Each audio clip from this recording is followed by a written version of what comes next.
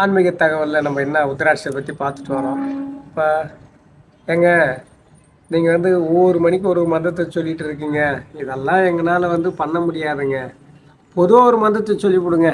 எல்லா உத்திராட்சிக்கும் உத்திராட்சி மணி மாலைக்கும் நாங்கள் ஜபம் செய்யும்போது, நாங்கள் தியானம் செய்யும்போது, ஒரு மந்திரத்தை சொல்லும்போது, இதுக்கு எல்லாத்துக்கும் பொதுவான ஒரு மதத்தை சொல்லிடுங்க சார்.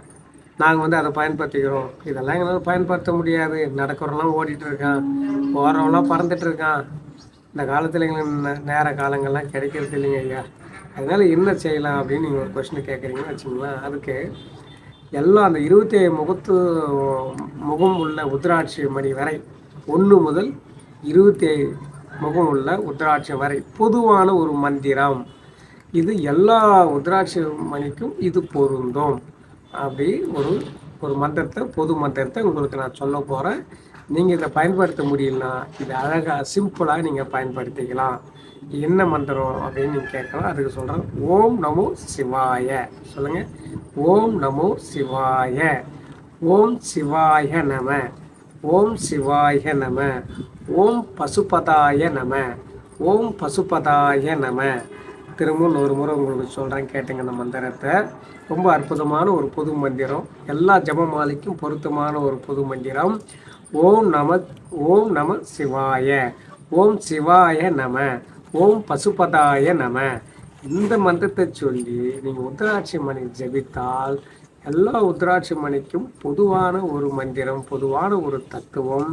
இது சாஸ்திரங்கள், புராண சாஸ்திரங்கள்லாம் இந்த மந்திரத்தை பொது மந்திரமாக சொல்லப்படுகிறது. அதனால் இந்த மந்திரத்தை நீங்கள் காலையில் சூரிய உதயத்துக்கு முன் குளித்துவிட்டு விபூதியை அணிந்து மாலையை சூடி நீங்கள் ஜபத்தில் உட்காரும்போது ஓம் நம சிவாய, ஓம் சிவாய நம, ஓம் பசுபதாய நம அப்படின்னு நீங்கள் பொதுவான மந்திரத்தை 48 முறையோ 108 முறையோ நீங்கள் கரெக்டாக ஜபம் செய்தால் உங்களுக்கு வேண்டியது எல்லாம் கிடைக்கும்.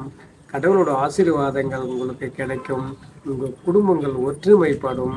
உங்கள் குடும்பத்தில் செல்வங்கள் சேரும். உங்கள் குடும்பத்தில் நீங்கள் எதிர்பார்த்தது எல்லாமே சிறப்பாக நடந்து, தடைகளெல்லாம் அகன்று எல்லாம் சிறப்பாக நடக்கும். இதை நீங்கள் காலையில் பின்பற்றி பாருங்கள். இதனுடைய பலனை நீங்கள் அனுபவிப்பீங்க. செய்து பாருங்கள்.